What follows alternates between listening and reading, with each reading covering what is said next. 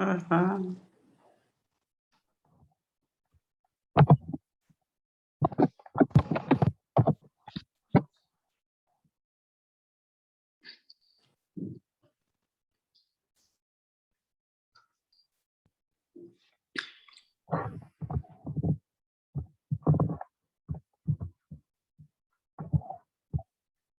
Será que eu acho que...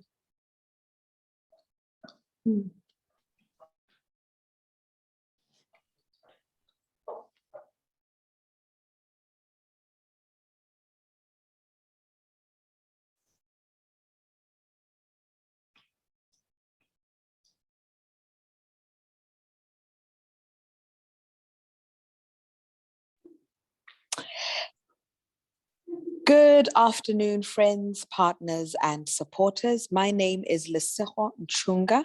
I'm the Women's Socioeconomic Rights Lawyer at ISLA, at the Initiative for Strategic Litigation in Africa. Welcome to our second webinar in a series of webinars that we're hosting to popularize or promote awareness on General Comment number 6 on Article 7D of the Maputo Protocol, which has recently been adopted and was launched in November 2020. ISLA is honored to share this space with our partners who are experts from the Lusophone region. And to facilitate the conversation, we are very grateful to have the president of the Mozambican Association of Women in Legal Careers, Dalmazia Kosa, joining us. I will hand over now to Dalmazia, who will lead today's conversation. Welcome, please feel free. Our chats will be open. Feel free to ask questions to our facilitator as well as our experts on the panel throughout the conversation, and I believe they will be responded to at the end. Thank you.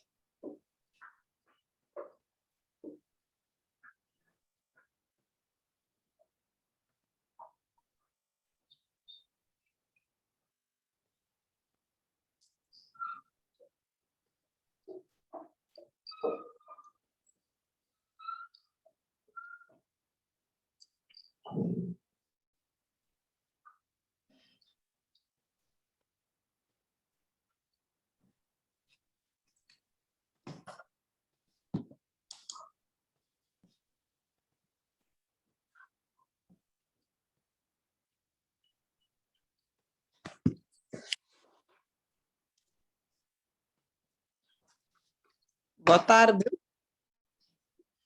Boa tarde. Boa tarde, sim, senhora. E boa tarde. Eu sou Dalmazia Costa, sou advogada, jurista, ativista feminista, e neste momento sou a presidente da Associação das Mulheres da Carreira Jurídica, na elevação do Estatuto da Mulher, e também trabalha na área judiciária de todas as mulheres que posso dizer que temos alguma experiência para partilhar, e gostaria de a partir deste momento que fiz a minha autoapresentação, para além do que foi referido pela a moderadora, eu posso começar a minha intervenção, que será breve, tomando em conta o tempo e a conectividade da internet. e agradecer a Simone e todos os organizadores por este convite que fez a Associação Moçambicana das Mulheres de Carreira Jurídica, particularmente na minha pessoa, que sou a presidente. Também, neste momento, eu não estou sozinha, estou com o meu colega, o engenheiro Nelson Matola, é o nosso oficial de programas, é meu assessor também em todas as matérias, é assessor não só meu, também da direção da MMCJ, que está neste momento a governar. Esqueci-me de referir que a nossa associação neste momento está...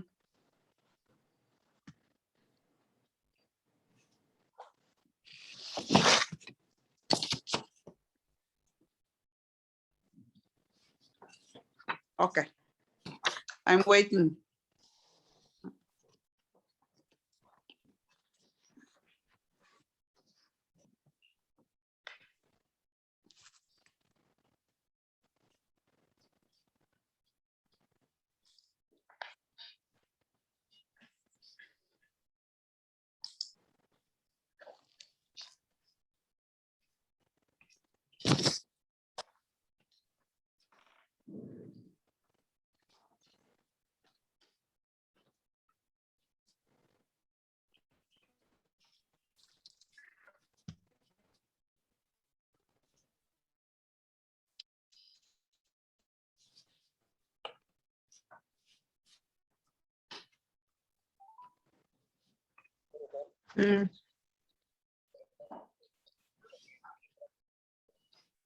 Não, mas eu estou presente, estavas comigo.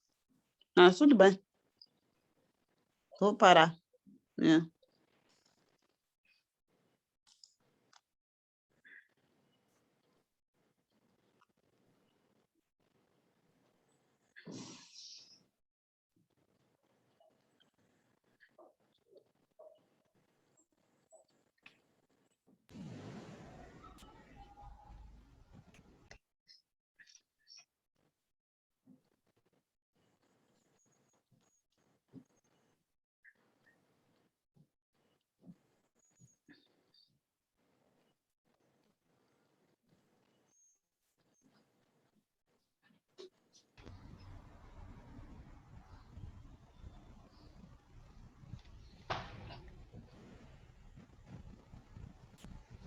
Colleagues, it seems that we may have lost our moderator's video. We are just trying to recall her.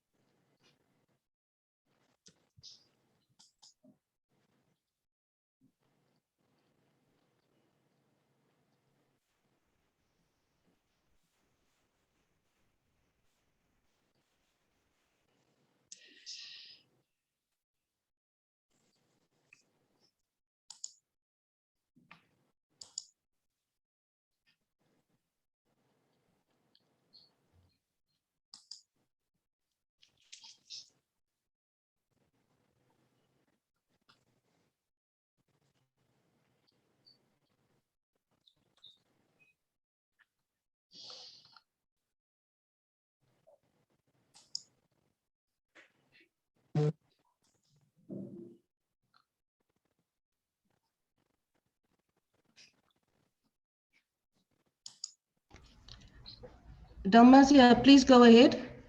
We are ready for you. Interpretation is ready, and we are ready to start the conversation. Thank you very much for your patience, everyone. And thank you, Natalie. Ok. Em primeiro lugar, os meus agradecimentos pelo convite. Eu já tinha feito a autoapresentação, embora o tradutor não estivesse presente, vou começar direto para falar do que nos afeta como mulheres advogadas no processo de litigação, dizer que a organização em que sou presidente, que trabalha em Moçambique... I'm the president and I work in Mozambique in the legal reform. Para a produção, fazemos advocacia para que sejam elaboradas mais leis que não discriminam a mulher, menos discriminatórias a favor da mulher, e também trabalhamos na área da assistência e patrocínio judiciário, e no âmbito da assistência e patrocínio judiciário nós também temos centros de acolhimento para as mulheres vítimas vítimas de violência doméstica. A nossa experiência é vasta. Nós já tivemos, neste momento, contamos com cerca de mais de 35 mil pessoas já atendidas, desde que nós iniciamos a atividade. Os desafios são enormes, dizer que nós assistimos a essas pessoas a custo gratuito, e os desafios são enormes para o peso e a morosidade processual também leva a que os processos levam muito tempo até que haja solução ou desfecho do caso pelos tribunais. Agora, se me questionarem como mulher, como é que eu vejo essa perspectiva? Para a mulher as mulheres para litigarem em Moçambique também é um desafio e muito grande. Só para dar um exemplo, na Ordem dos Advogados de Moçambique somos cerca de 200 mulheres. Esqueci de mencionar também que eu sou a presidente da Comissão do Gênero da Ordem dos Advogados de Moçambique, presido a Comissão do Gênero, e fui eu também que conduzi o processo de elaboração da política do gênero e a estratégia da sua implementação. Mas o que nos inquieta bastante, só para dar o exemplo da dimensão dos nossos desafios, é que nós somos, para a mulher sempre intervir nos tribunais é muito complicado, é muito difícil. E esta profissão de litigância para a mulher é pouco atrativa, porque a mulher, no geral, quer estabilidade. Não é? Quer ter um salário fixo, quer ter uma casa onde possa dar o conforto e a estabilidade da sua família, um salário confortável. Na advocacia, tudo depende daquele trabalho que nós vamos realizar na barra dos tribunais, ou na mediação, ou em qualquer sítio. Dizer que esta atividade é difícil para as mulheres, como eu me referia, ainda na realidade de Moçambique e na realidade da nossa organização também, que é de mulheres. Nós, em cerca das 35 mil pessoas já assistidas, nós sofremos muito só por causa de sermos subalternizadas pelos advogados homens. Então, exercer a advocacia em Moçambique é difícil, os termos de compensação e honorários que a mulher cobra não estão ao mesmo nível dos homens advogados. Então, tudo isto constitui um desafio muito grande, para além de outras tarefas que as mulheres têm, como cuidar da família. Eu trabalho nos casos de violência doméstica, mas também trabalho na área de família, também trabalhamos muito no Instituto de Prisão Preventiva, na área de terras, do acesso a terras, trabalhamos na área do direito da família, do direito sucessório, muitos outros processos, e nos últimos anos temos muita intervenção na área dos direitos sexuais e reprodutivos. São as áreas de grande enfoque, pese embora também temos o desafio de sempre estarmos a intervir nos direitos sociais das mulheres.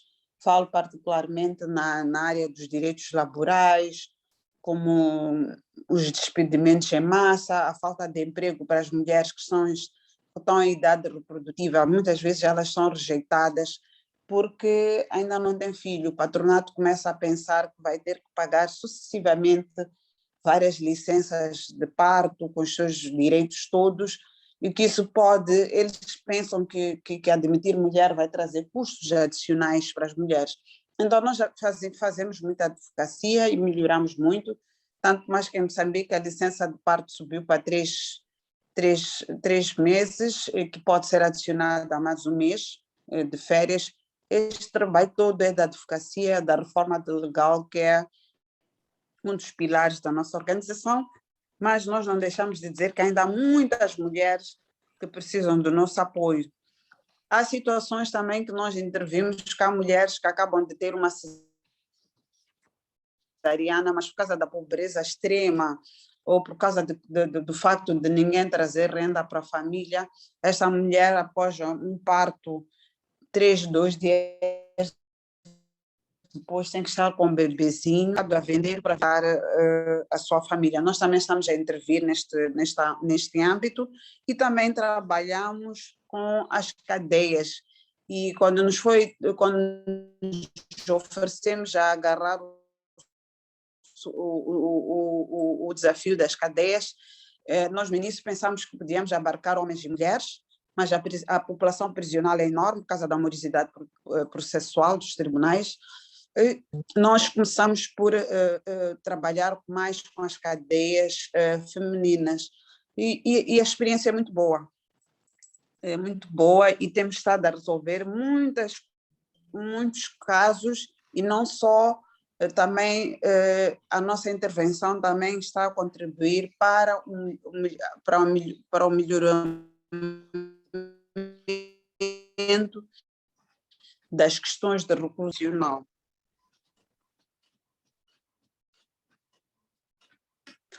Dizer que aqui a lei em Moçambique de família é uma boa lei, não é por eu ser moçambicana, mas é uma boa lei. Nós, como organização da sociedade civil, participamos efusivamente e fizemos toda a advocacia e lobby para que esta lei fosse boa.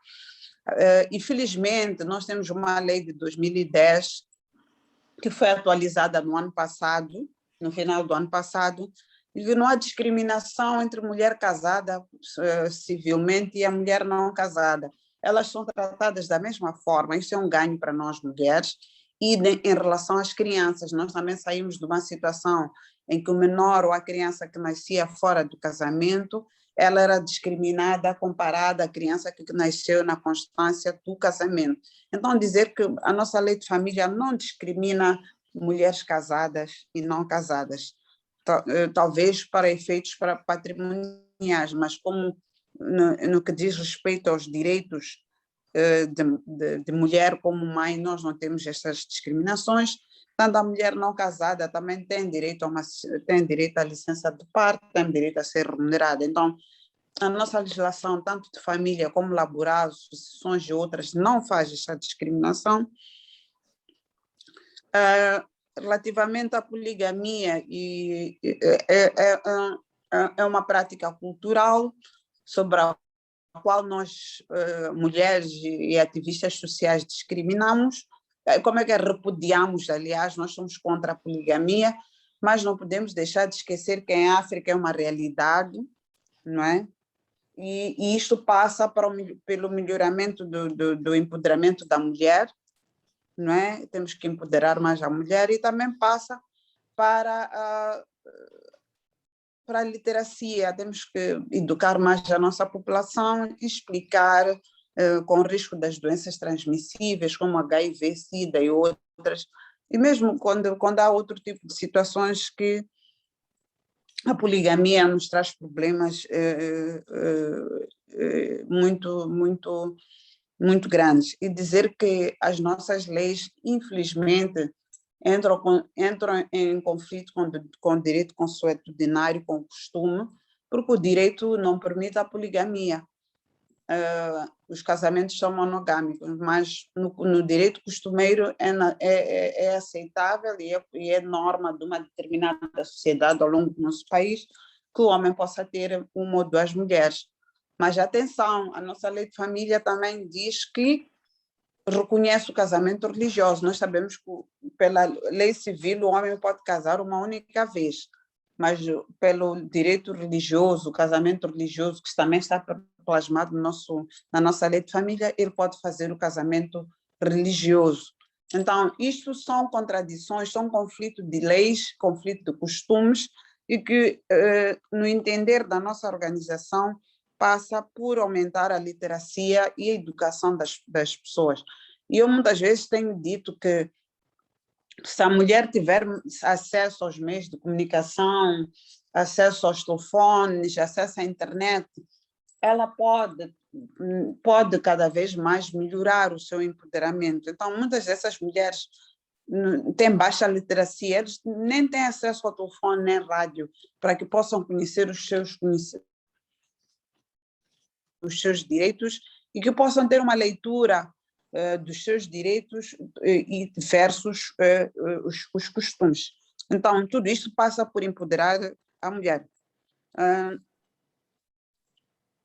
Como solução, nós temos debatido que queremos continuar a fazer advocacia a 2 níveis ou 3, que vou enumerar rapidamente. O primeiro nível seria trabalhar muito com os parlamentares, os fazedores de opinião, os dirigentes, ao mais alto nível do governo, para que hajam leis muito mais progressistas e que também eliminem essas questões que têm a ver com a discriminação. No segundo nível da atenção, eu iria dizer que o direito consuetudinário talvez também tem que ser codificado. Quando falo do direito consuetudinário, estou a falar das práticas culturais e, em algumas circunstâncias, também as práticas religiosas. Eu reconheço que é a minha opinião pessoal e também da minha organização, que nós devíamos começar a codificar algumas práticas, aquelas que são boas para a convivência das pessoas, e tornar a elas e fazer de tudo para trazer para o direito formal. É o que nós temos dito.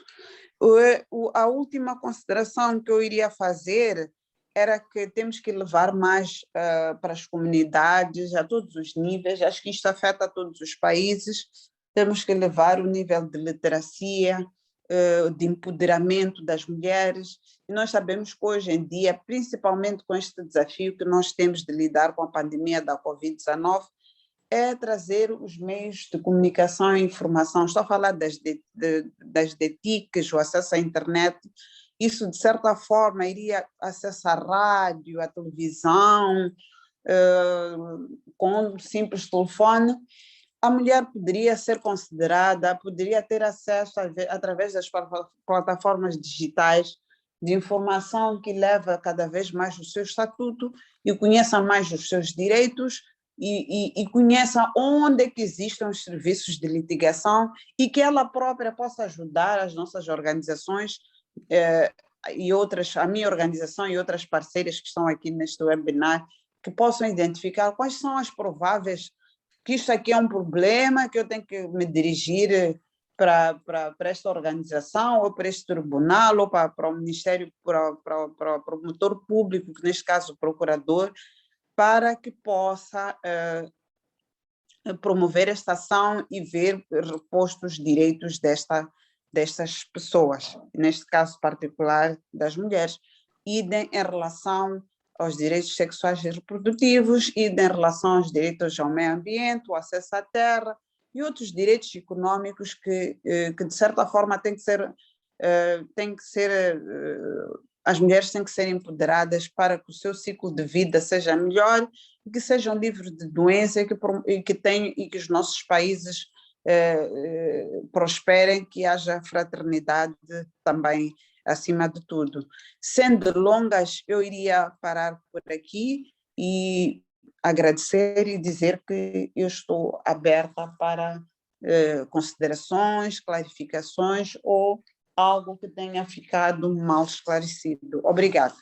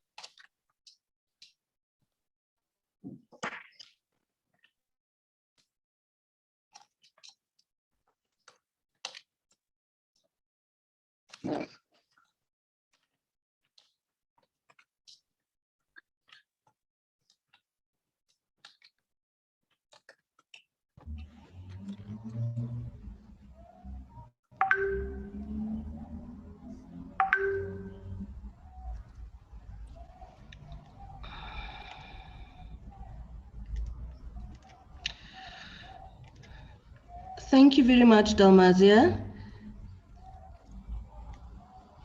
Thank you, and there will be questions at the end. If you can please introduce Rafa from Muled, and then Ms. Rafa can go ahead.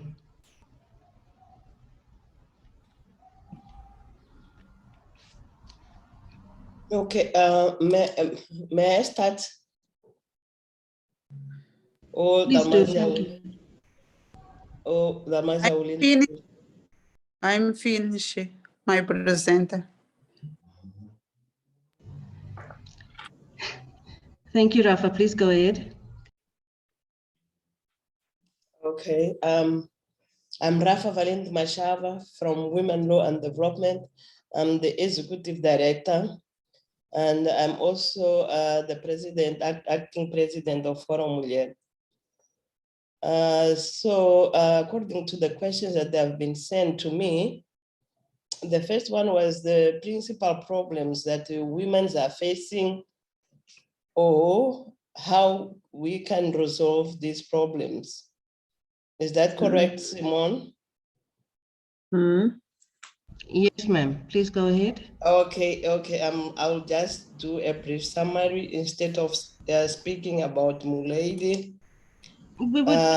Maybe I would say that os principais problemas enfrentados pelas mulheres neste momento têm a ver com a questão da violência. Nós pensamos que a violência cresceu muito ou evoluiu muito também devido à pandemia da Covid. Esta pandemia nos trouxe muitas mudanças no seio daquilo que era o nosso dia a dia. O confinamento nos ajudou muito para diminuir os focos de violência, pelo trabalho que nós temos vindo a fazer, nós, organizações das mulheres, organizações feministas, já temos conseguido atingir níveis aceitáveis em termos de proteção dos direitos das mulheres, ou e mesmo em termos de redução da violência contra a mulher. Mas com a Covid, nós vimos, estamos a experimentar um recuo nesses ganhos, porque praticamente diariamente estamos a presenciar ou ouvir pelas mídias muitas mulheres que estão a ser violentadas, há muitos abusos sexuais, a questão do femicídio e a questão mesmo de violência em grande escala contra as mulheres. Isto porque também a Covid, a doença da Covid trouxe um desestruturamento das famílias, porque alguns homens perderam empregos, alguns, os que não estavam a trabalhar, então ficaram numa situação mais difícil ainda, e que também a maior parte das mulheres eram chefes de família e passavam praticamente a maior parte do tempo fora de casa a vender como vendedeiras e conseguiam trazer um pão para casa. Agora, com o confinamento, essas atividades reduziram muito, daí que as mulheres e as crianças é que sofrem mais, porque a pobreza tem o rosto feminino quase que em todos os nossos países africanos ou países em vias de desenvolvimento.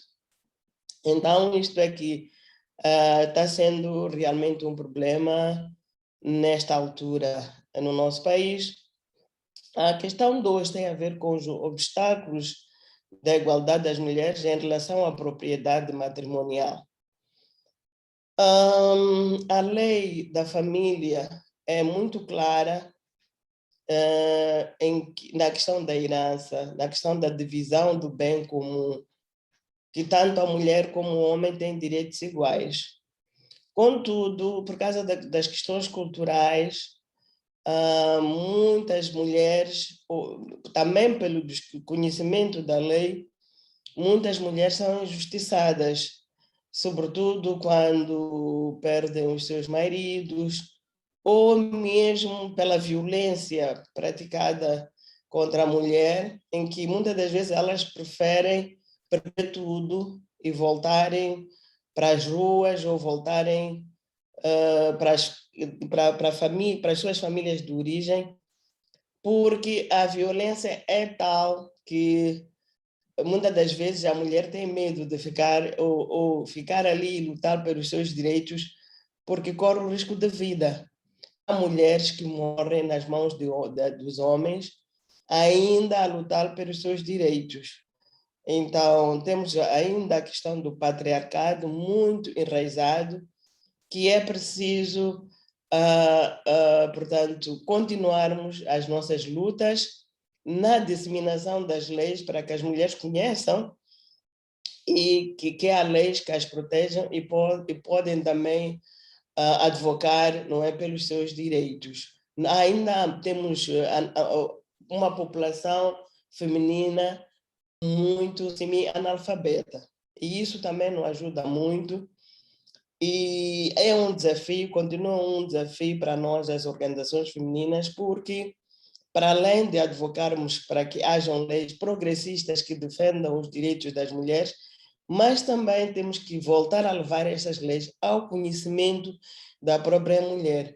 Assim também como temos que formar as autoridades, os aplicadores da lei, como é o caso da própria polícia, ao caso dos juízes comunitários, assim como os juízes dos tribunais, que a maior parte deles são jovens, saem das escolas, ainda não tem esta questão do gênero muito enraizado no seio, portanto, das suas mentes, para que possam aplicar a lei de acordo com o plasmado nessa mesma própria lei. Então, ainda temos aquele mindset de que as mulheres sempre são inferiores, e quando é assim, muitas das vezes as leis não são interpretadas de acordo com este conceito. Não estou a generalizar, mas estou a dizer que é importante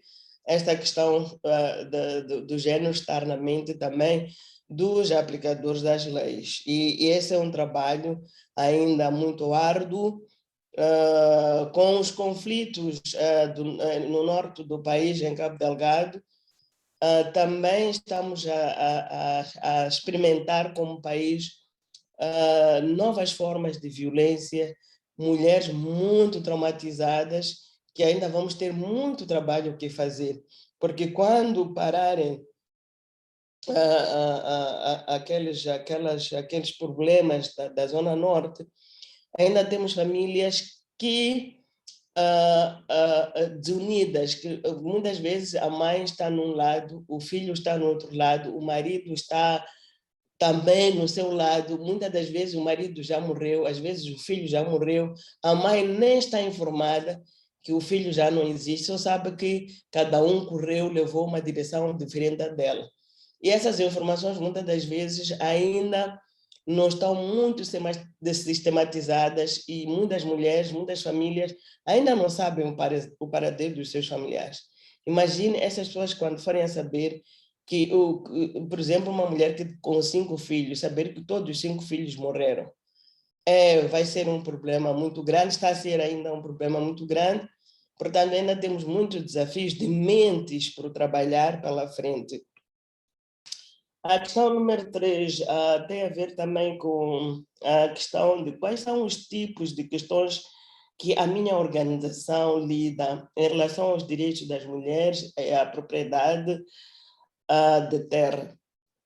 A minha organização tem também estado a litigar a questão de conflito de terras, porque há muitas mulheres que perdem os seus direitos de uso e aproveitamento da terra. Primeiro porque o doate para as mulheres é muito difícil elas obterem doate, por muitas razões. O doate, portanto, é o documento oficial que dá-lhe autonomia de usar do uso e aproveitamento da terra por 5 anos. Aqui, para nós, aqui o caso de Moçambique, a terra pertence ao governo. Ninguém individualmente tem terras para vender ou para usurpar como suas. A terra ainda está sob controle do governo, então o governo é que dá o título de uso e aproveitamento da terra. Então as mulheres enfrentam muitas dificuldades em ter esse título. Primeiro, porque muitas das vezes elas não estão registradas.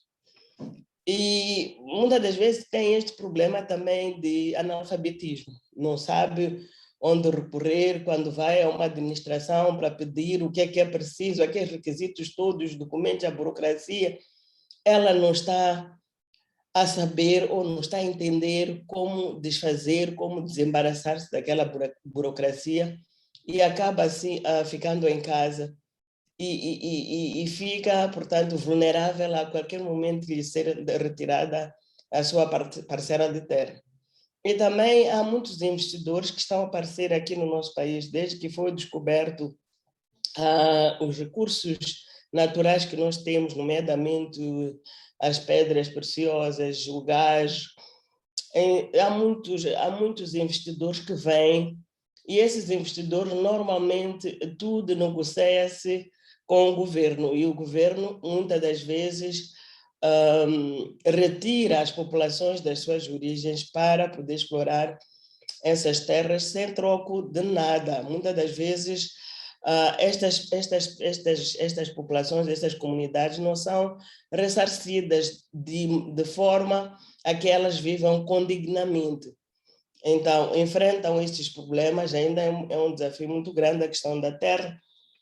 Por exemplo, agora estamos em processo da revisão da lei da política da terra no nosso país e nós, como organizações femininas, estamos a perguntar ao governo qual é o foco desta revisão, porque nós ainda não entendemos porque é que a lei precisa de ser revisitada ou precisa de ser mudada, porque ela ainda nem é conhecida, muito conhecida pelas mulheres, e já está a ser revista. Por que esta revisão?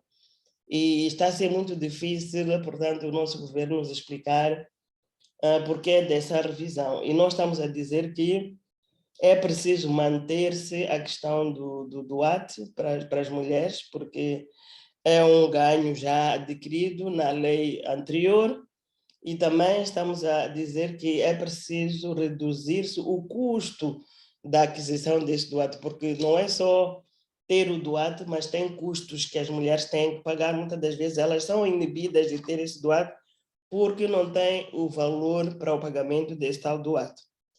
E também é preciso se aprofundar, não é?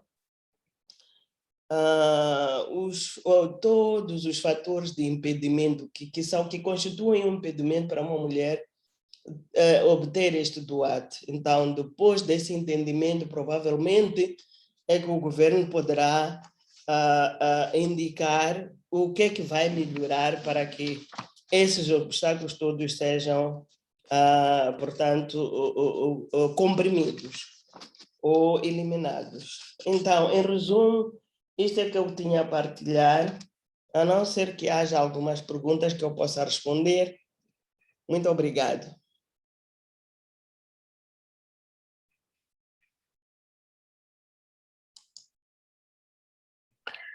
Thank you so much for that presentation, Rafa, and for sharing with us. We are now going to open the floor to any questions from the attendees. If you have any questions, please feel free to note them in the chat box that's on your screen. Just as a starting question, I think just going back to the general comment number 6, which elaborates on Article 7D of the Maputo Protocol. And just thinking about how the general comment specifically provides for an understanding of you know, how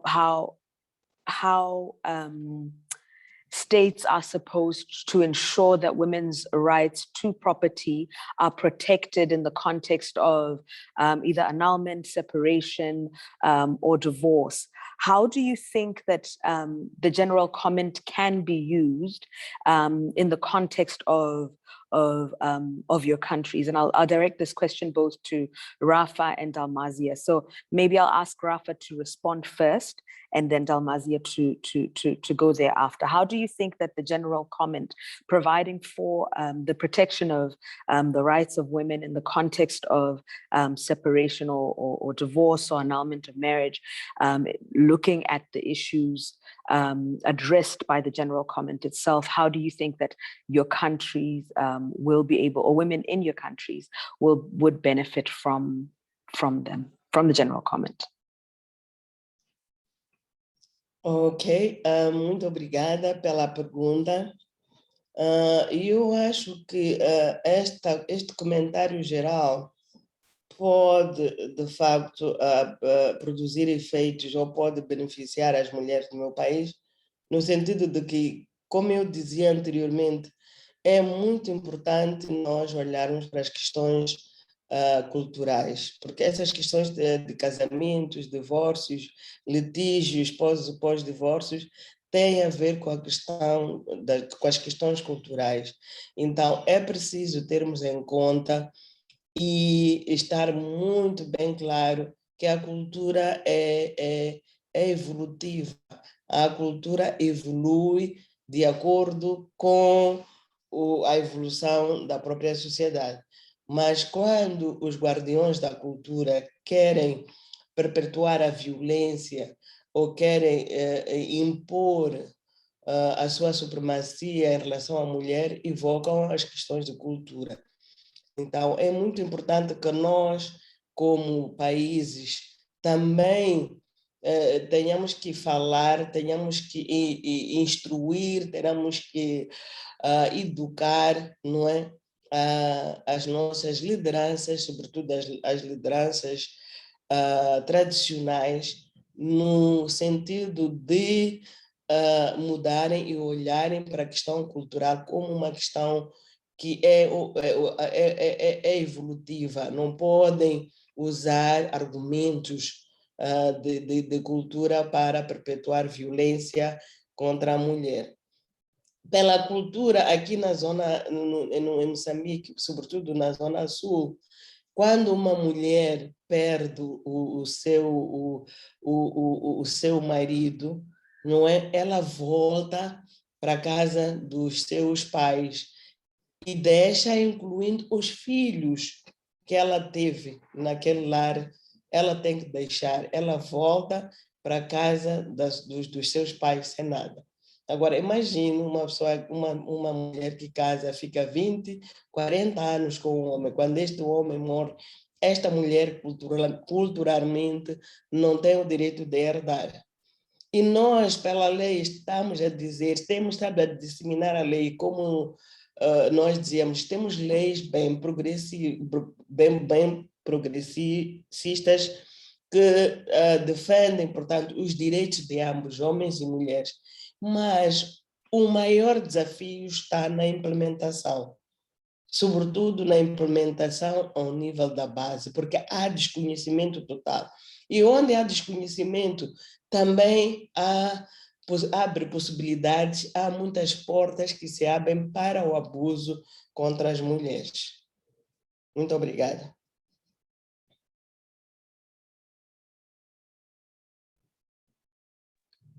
Thank you very much, Rafa, for that response.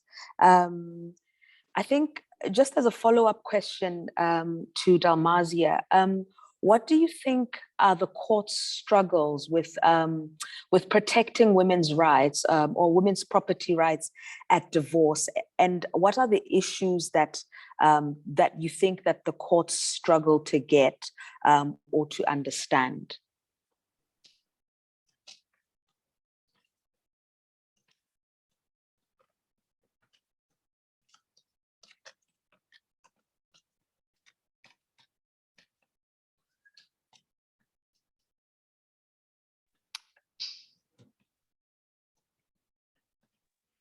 Sorry, Dalmazia, you are on mute.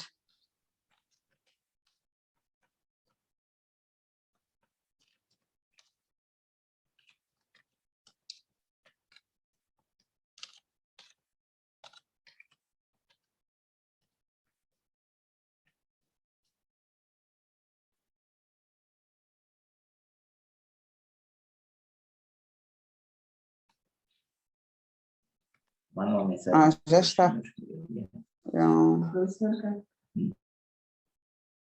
Entra lá para o seu Zoom Meeting, para o seu e-mail. Vamos lá ver aqui. Zoom, aquele que usas para abrir. Boa tarde. Boa tarde.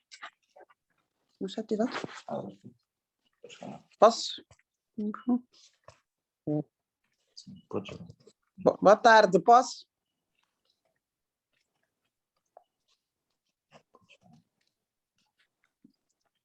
Já está. Teatro já. Sim, boa tarde. Me faltou o vídeo. Sim, boa tarde. Antes de mais, eu queria agradecer pelas questões. Quando da minha intervenção eu não me apresentei, tinha feito a apresentação, mas acho que o tradutor ainda não estava presente. Eu chamo-me Dalmazia Cossa, sou advogada e sou, neste momento, a presidente da Associação das Mulheres Carreira Jurídica e sou a presidente da comissão, sou a coordenadora da Comissão do Gênero da Ordem dos Advogados de Moçambique. Olhando para a questão que me foi colocada, em caso, em parte a doutora Rafa disse tudo, mas eu vou para a questão que me colocou em concreto. Em caso de divórcio e separação, nas sociedades como Moçambique, eu disse na minha apresentação que a mulher tem que ser empoderada, tem baixa renda, não tem acesso ao emprego. Naturalmente que as consequências da divisão da coisa comum ou do divórcio, muitas das vezes, nunca é feita em paridade ou em igualdade de direitos. Nós estamos a falar da mulher, a maior parte das mulheres moçambicanas que vivem na zona rural, mesmo nas grandes cidades. São muito poucas as mulheres que conseguem ter uma pensão de alimentos, conseguem ter a divisão de coisa comum, mas tudo isto tem a ver com o costume que eu me referia, a doutora Rafa também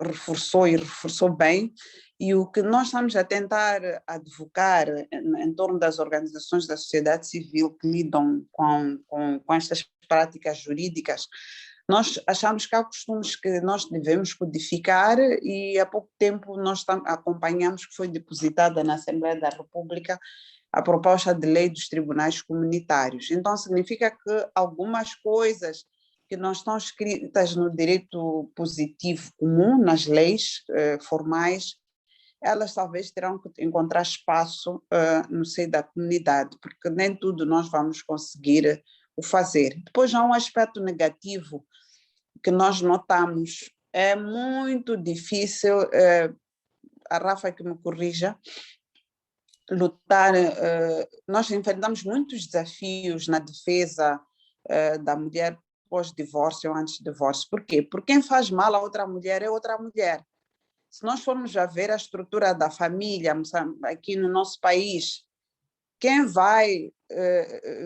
te obriga a dormir, a praticar o cutinga, que é uma prática consuetudinária, é a tua cunhada mais velha, não é? Quem vem à tua casa te despojar dos bens é sempre uma mulher que está à frente, os homens ficam atrás. Então, são essas mulheres que nós temos que trazer, empoderá-las, dar informação suficiente, dizer a elas o que estão a fazer, estão a violar direitos, não é? Dizer a elas que aquilo não se faz e que elas podem ser responsabilizadas no tribunal criminalmente, civilmente, pelos danos e a violência que estão a causar tanto à mulher como aos seus filhos. Então, é o que nós notamos, por isso estamos a dizer que, olha, talvez essas mulheres, se tivessem acesso à informação clara da lei informação clara das coisas, saber que, olha, se eu for tirar aquela mulher grávida de casa, aquele feto que ela traz no ventre, que é uma bênção de Deus, gerar um outro ser, não é? Ela pode perder o bebê porque vai dormir na rua, mas somos nós próprios que perpetuamos esse tipo de violência contra as próprias mulheres. Então, o segredo é o envolvimento de todos, mesmo o próprio magistrado, ele tem que ser empoderado, o próprio parlamentar, ele também tem que ser empoderado. Então, estas práticas que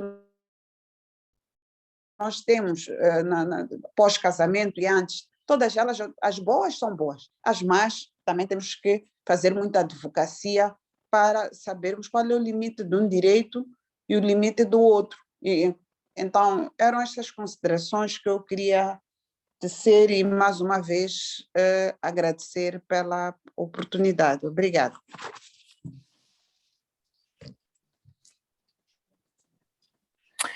Thank you very much, Dalmazia. I think what's coming out quite clearly from both what you have shared and what Rafa has shared is that there is quite a gap on education, on women's rights in the region. I also just want to welcome to our conversation Commissioner Manuela, who's a special rapporteur on women's rights in Africa. Professor Manuela has been invited here to address us, and we invite her to now proceed. Thank you, Commissioner.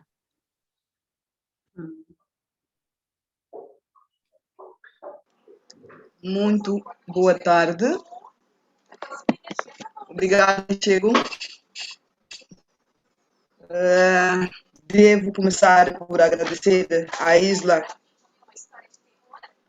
e à organização toda pelo convite, em nome da Comissão Africana, para poder abordar estas questões que estão relacionadas com o comentário geral número 6, e principalmente neste formato de região linguística. É importante esse enfoque, porque por vezes temos estado a fazer esta divulgação, mas com maior predominância para a área de expressão inglesa. Isto é já um sucesso. Mesmo que tivéssemos só 3, 4 pessoas a falarmos isto em português, já era um sucesso. E estou a ver casa cheia com 25 pessoas, já é muito bom. Este é um daqueles desafios que todo o defensor de direitos humanos, todo aquele que trabalha na área dos direitos da mulher, como referenciou a doutora Dalmazia, tem preocupação e tem interesse em continuarmos a discutir. A divulgação deste comentário agrega vantagens, e muitas, e constitui um passo para melhorar a promoção e proteção dos direitos humanos da mulher em África e principalmente na nossa região lusófona. A minha intervenção é no sentido de partilhar a visão da Comissão Africana em relação a este comentário e os desafios que ainda tem, as preocupações em relação à aplicação do próprio protocolo de Maputo. Porque sabemos que há países que não aderiram ao protocolo de Maputo.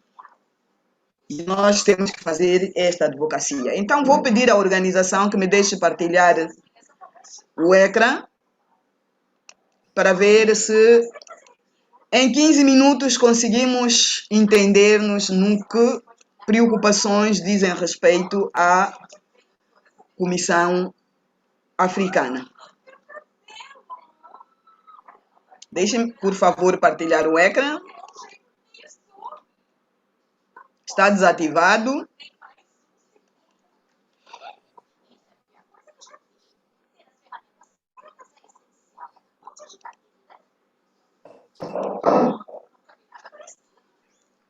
Não consigo até agora.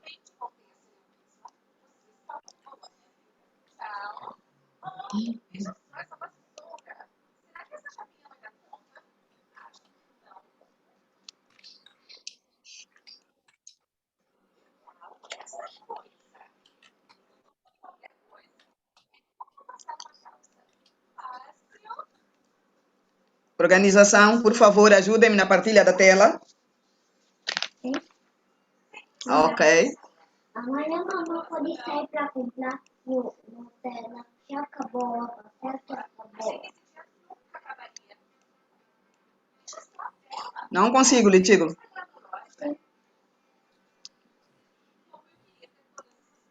Muito bem. Commissioner, please try again. Sim, senhora, agora sim. Please try again. Já tentei e agora sim, já posso partilhar. Muito bem. Vou tentar fazer aqui uma coisa que é para colocar tela cheia. Muito bem. Então, de forma rápida e no tempo que nos está reservado, vou fazer uma breve introdução, vamos falar dos aspectos importantes, os desafios e uma breve conclusão.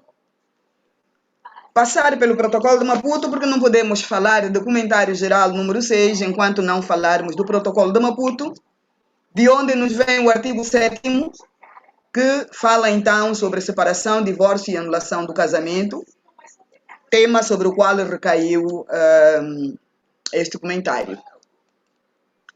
Mas então, necessidade de documentário por quê?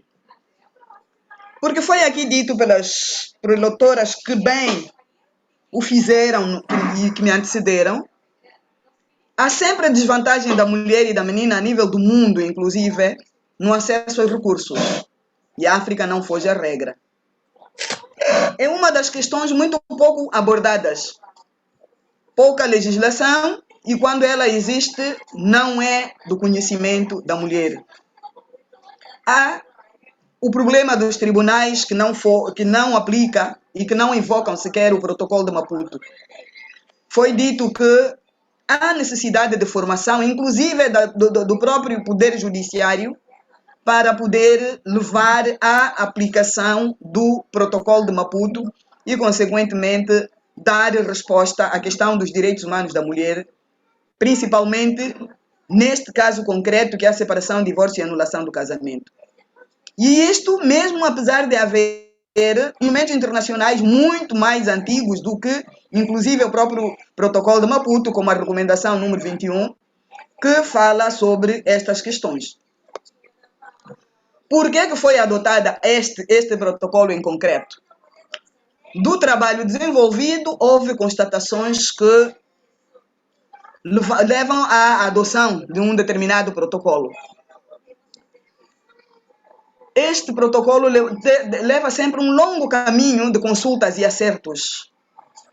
O que lhe antecedeu? Houve um quadro de diretrizes da política sobre a terra da União Africana. E que, nessa altura, em 2009, já se falava no fortalecimento do direito das mulheres à terra.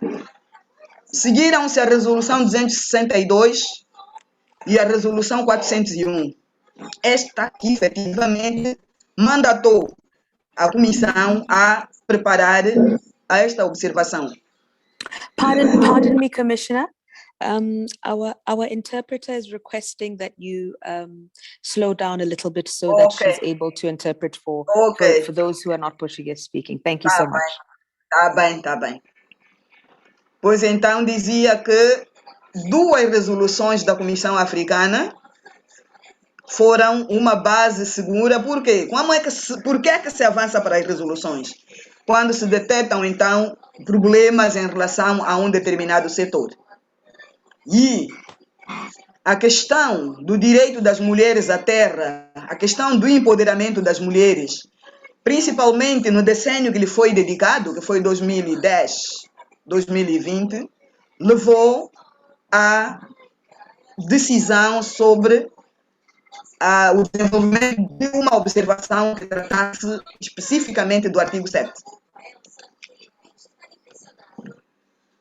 Procedimento geral para que se possa, então, desenvolver um comentário. Como eu disse, tem que haver um estudo preparatório do mecanismo responsável e, por vezes, tem sido mesmo por zonas. Olha-se para a zona austral, olha-se para a zona da África Oriental, África Ocidental. Há alguma área com deficiência de informação ou com alguma dificuldade de atuação por parte dos órgãos. Então, ali é preciso, é um campo de preocupação. Então, apresenta-se esse campo de preocupação à Comissão, o mecanismo apresenta este campo de preocupação ao Comitê das Resoluções, já adota-se a resolução, e dali para frente é encontrar pessoas que são peritas nessa matéria para poder ajudar a organizar o comentário.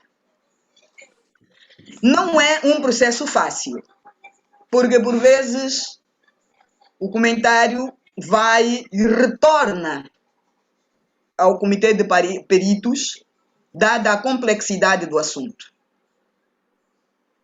Outras vezes é mesmo rejeitado o trabalho apresentado pelos peritos. Quando a comissão aceita este trabalho, então, depois de aceitar, em princípio deve colocar a consulta pública por causa das outras partes que têm interesse no mesmo comentário. Terminado o período de consultas, então, inserem-se as contribuições que são recebidas e aprova-se, adota-se esse comentário. Com este documentário número 6, foi exatamente este o procedimento seguido. Primeiro, sobre a liderança da senhora Soyata Maiga, que era, na data do início dos estudos, a relatora especial para os direitos da mulher. Continuado durante o mandato da senhora Lucia Suagbor, que a partir de 2018 assumiu este mandato, esse mecanismo especial.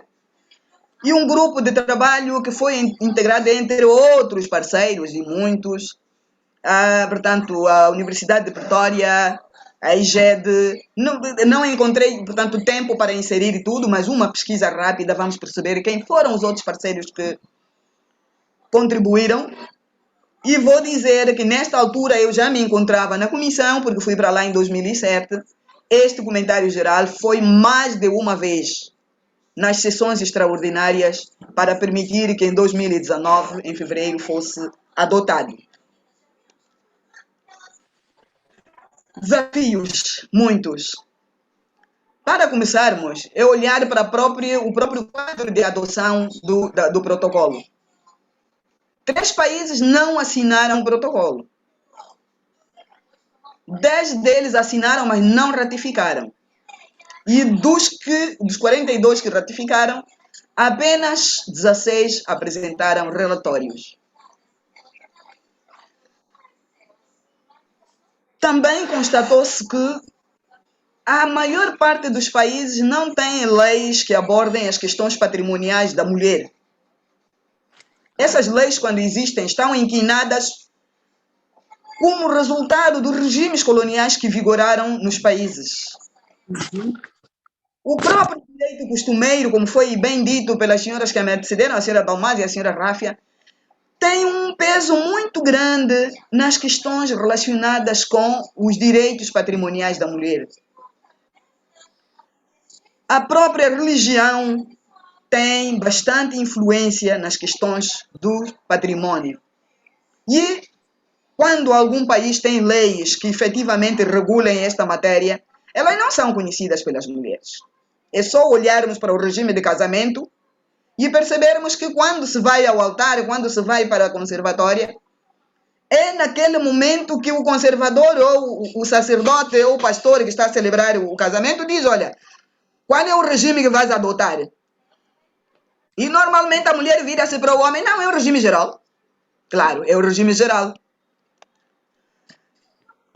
Temos outro problema, que a maioria da mulher africana, e foi aqui também dito, não está escolarizada. Então, conhece muito pouco os seus direitos. Apesar de existirem instrumentos que regulam e que põem, portanto, e que informam sobre estes direitos há muito tempo. Temos também no nosso continente a questão dos casamentos tradicionais e casamentos não registrados, onde nem se fala nas questões patrimoniais do casamento. Casamentos abusivos e violentos. Eu nem vou me dispersar sobre isto, porque ou a doutora Dalmaz ou a doutora Rafa falam muito bem sobre isto. Poligamia. A mulher não tem possibilidade de dizer não posso e não quero. Às vezes são os próprios parentes que lhe empurram para o casamento, outras vezes é a cultura que lhe empurra para o casamento. porque para nós, mulher que não case não é completa. Questões da tradição, e aqui vou rapidamente olhar para as respostas que foram dadas a quando da questão relacionada com a cultura. Devo dizer que a cultura, em princípio, deve estar de acordo com a dignidade da pessoa humana. Ora, quando uma parte dessa população de um determinado país subjuga outra, que por sinal é a maioria, esta cultura é perniciosa. Esta cultura não deve ser abraçada, até porque o preâmbulo, o parágrafo 4º do preâmbulo da Carta Africana fala e distingue bem cultura e valores positivos. É porque temos cultura e valores que não dignificam a mulher. E não dignificando a mulher, estão a excluir cerca de 52% da população africana dos direitos. E isto não é bom. Deve ser um ponto e um foco para a ação de toda e qualquer organização que trabalha para os direitos da mulher.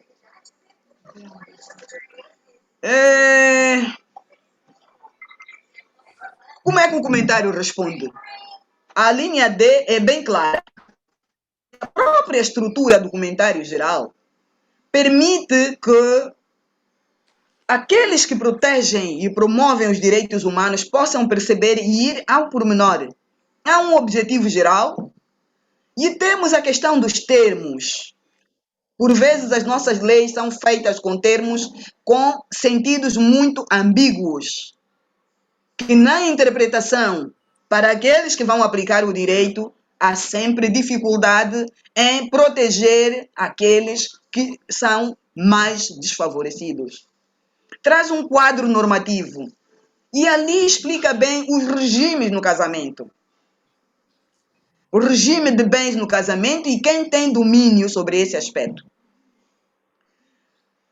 Explica, portanto, o conteúdo da partilha, que muitas das nossas leis têm em partilha, mas estamos a importar do regime colonial.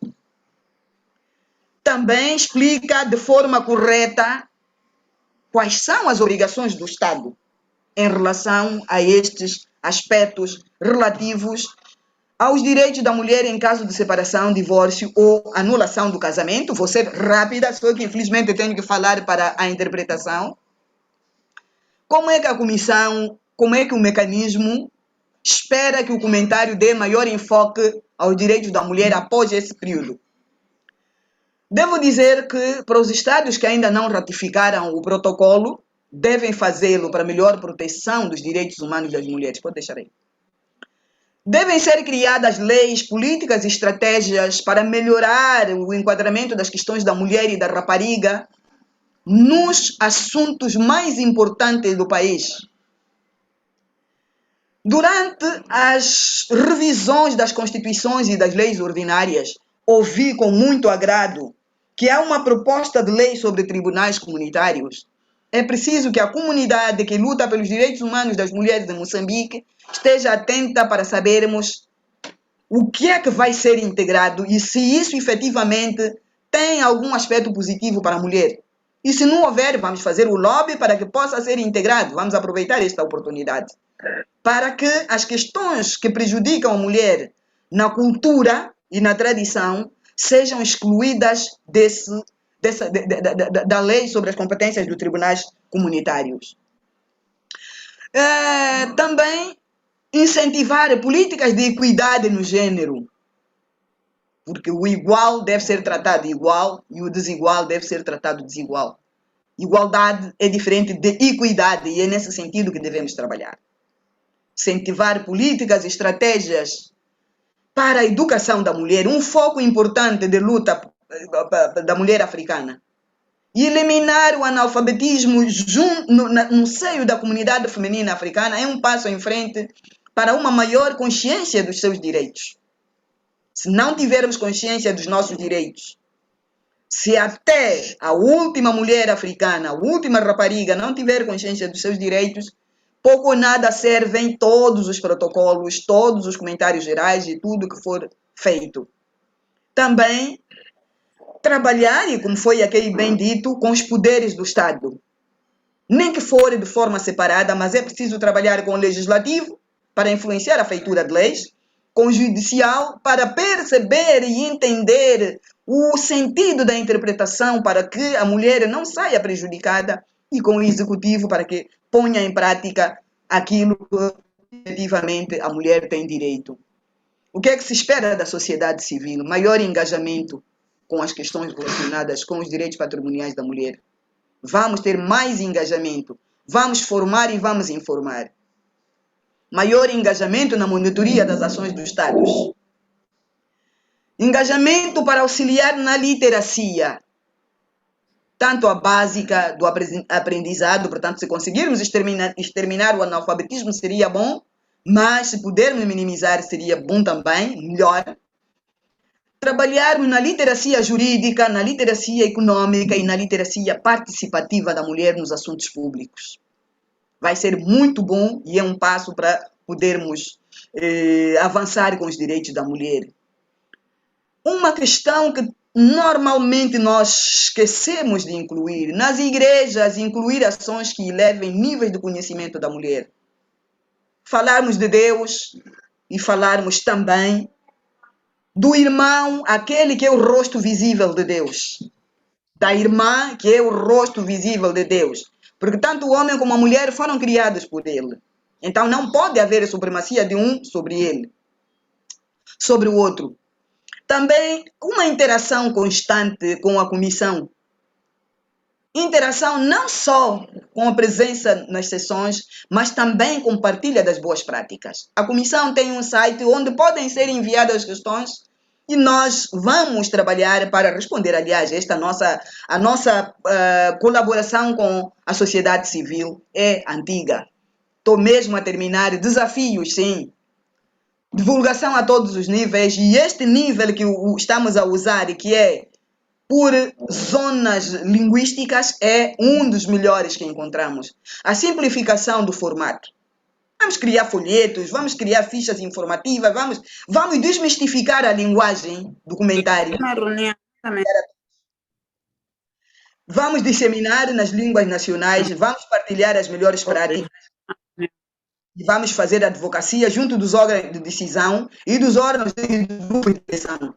Terminando mesmo, isto é uma responsabilidade de todos nós. Muito obrigada pela atenção que me foi dispensada e disponível para qualquer situação que esteja menos clara ou que possa acrescentar a estas questões todas. Obrigada.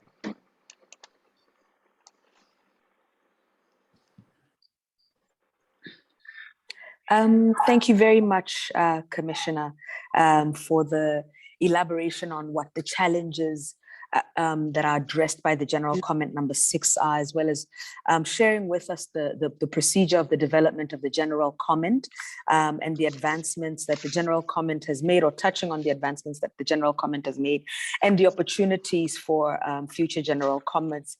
I really was quite interested in the fact that you mentioned Article 6D of the Maputo Protocol on unrecognized, or you addressed it on unrecognized unions and traditional or customary marriages. ISLA is actually in the process of, with our partners, putting together an application to present to the African Court, and we invite partners who are present here on this webinar to reach out to us to find out more about the work that we're doing on Article 6D. We intend to submit a request for an advisory opinion to the African Court in the not so far away future. We do recognize, as Commissioner mentioned, that it is important that people's languages and the cultural context be considered greatly in these types of engagements. And this is our work in Portuguese countries is quite new. It's a sisterhood that we are looking forward to expanding and to growing. But we are out of time, Commissioner, and our other colleagues. I haven't seen any questions in the chat box, so I will assume that means that I think we have understood the conversation, and we are happy with what has been said. And just as we conclude, I want to thank our experts, Dalmazia and Rafa, for having been with us, as well as the Honorable Commissioner, Commissioner Manuela. I would also like to thank our attendees, everybody that made the time to spend their afternoon with us and engage on General Comment number 6. This is not the last webinar that we have. We are going to have another one on the 9th of September, and we hope that you will be able to join us there. As I mentioned, we have now come to the end of this very fascinating conversation, which certainly proved much learning on our part. Thank you so much for your patience as we had our technical difficulties in the beginning, and we greatly apologize for having not been able to offer interpretation in the beginning. We look forward to building relationships with you and collaborations in Lusophone Africa and in the Lusophone region. And we look forward again to seeing you at the next webinar on the 9th of September. Goodbye, everyone. Thank you. Please, is it possible to share the presentation with us all? É possível, sim. Eu posso depois colocar